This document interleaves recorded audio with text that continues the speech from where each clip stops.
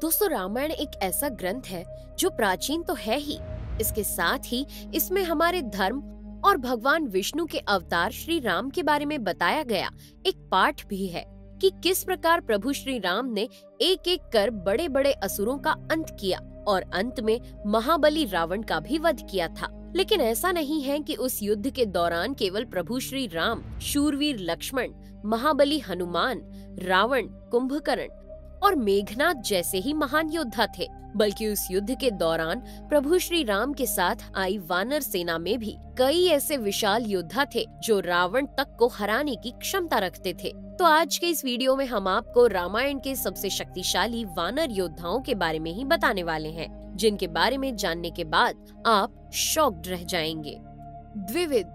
दोस्तों, जिस तरह महाभारत काल में नकुल और सहदेव अश्विनी कुमार के पुत्र थे, ठीक उसी तरह रामायण काल में भी मैंद और द्विविद भी अश्विनी कुमार के ही पुत्र थे।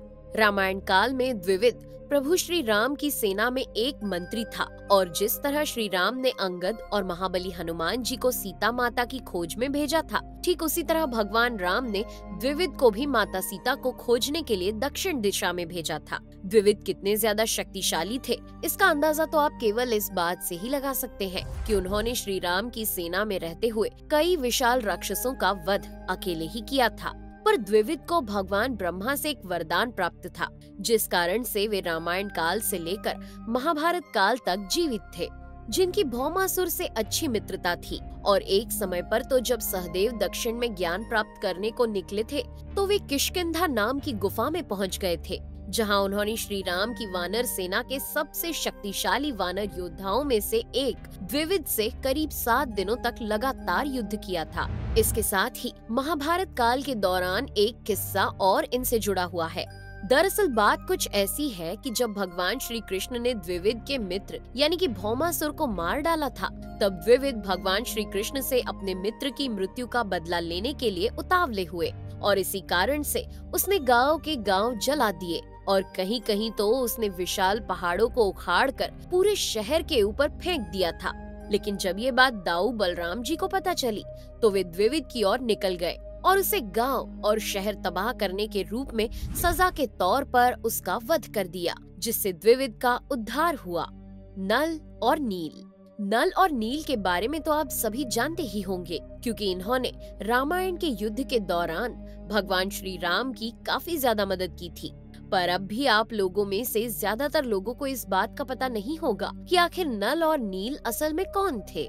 तो आपको बता दें कि नल भगवान विश्वकर्मा के पुत्र थे और वहीं नील अग्निदेव के पुत्र थे, जिन्होंने रामायण काल में पृथ्वी पर भगवान श्री राम की मदद के लिए ही भेजा गया था। और तो और ये दोनों बहुत बलशाली और निडर भी थे और ये कितने भी वजनी पत्थर या चट्टान को बड़ी ही आसानी से उठा लेते थे, क्योंकि इन्हें वजन उठाने में बिल्कुल भी कठिनाई नहीं होती थी, या कहें इन्हें वजन लगता ही नहीं था।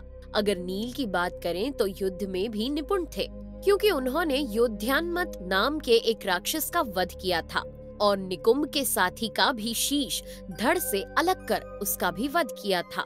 और नील ने ही रावण के सेना प्रमुख यानी कि सेनापति प्रहस्त का वध एक विशाल चट्टान को उसके ऊपर फेंक कर दिया था। लेकिन वहीं दूसरी ओर अगर नल की बात की जाए, तो ये भी अपने पिता यानी कि भगवान विश्वकर्मा की तरह ही एक शानदार रचना को जन्म देने वाले थे। और इसका सबसे बड़ा उदाहरण रामायण काल में इनके द्वारा बनाया गया राम सेतु नाम का पुल था, जो उस युग से लेकर अब तक डैमेज हो चुका है, पर आज भी इसके सबूत मिलते हैं। सुग्रीव।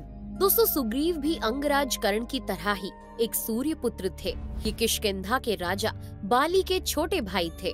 अगर शारीरिक बल की बात करें तो सुग्रीव भी अपने बड़े भाई बाली की तरह ही बलशाली थे। और ये कितने बलशाली और शक्तिशाली थे, इसका अंदाजा आपको इस बात से ही लग जाएगा कि इन्होंने रावण के छोटे भाई यानी कि कुंभकर्ण के पुत्र कुंभ का वध किया था। इसके साथ ही उन्होंने न केवल कुंभकर्ण के पुत्र बल्कि प्रगज और रावण के भाई महोदर तक को मौत के घाट उतार दिया था। और एक समय ऐसा भी आया था कि महाबली सुग्रीव को कुंभकर्ण के साथ भी युद्ध करना पड़ा था, जिस दौरान कुंभकर्ण ने एक ऐसी शक्ति का उपयोग किया था कि महाबली सुग्रीव तक बेहोश हो गए थे और जैसे ही कुंभकर्ण उन्हें उठाकर ले जाने वाला था, ठीक उसी समय सुग्रीव को होश आ गया, जिस कारण से वे कुंभकर्ण के विशाल शरीर के बाद भी उसके चंगुल से निकल गए, जिसके बाद उन्होंने कुंभकर्ण की नाक और कान काट लिए थे। इनके बल से जुड़ा एक किस्सा हमें रामायण में सुनने को मिलता है कि इन्होंने एक बेरू पक्ष नाम के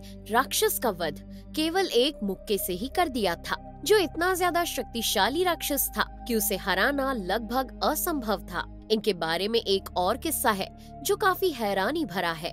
दरअसल ऐसा कहा जाता है कि एक बार सुबेला पर्वत पर महाबली सुग्रीव का द्वंद्व युद्ध रावण के साथ भी हुआ था और उन्होंने रावण को बहुत बुरी तरह थका दिया था, जिसके बाद रावण को जीतने का कोई और उपाय नजर नहीं आ रहा था, जिस कारण से उसने अपनी मायावी शक्तियों का इस्तेमाल किया और सुग्रीव को जैसे ही ये ज्ञात हुआ, वैसे ही सुग्रीव ने अपने कदम पीछे हटा लिए और बीच युद्ध से भाग गए। अंगद दोस्तों, अंगद राजा बाली के पुत्र और सुग्रीव के भतीजे थे। ये इतने ज्यादा शक्तिशाली थे कि इन्होंने रावण के पुत्र मेघनाथ को पहली ही बार में हरा दिया था।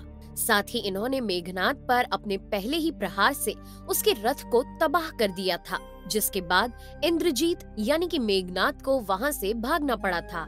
इन्होंने भी 2 विशाल राक्षसों का वध बिना किसी शस्त्र को उठाए ही कर दिया था। उन्होंने उन राक्षसों पर इतने जोरदार प्रहार किए थे कि उनके कलेजे फट गए थे।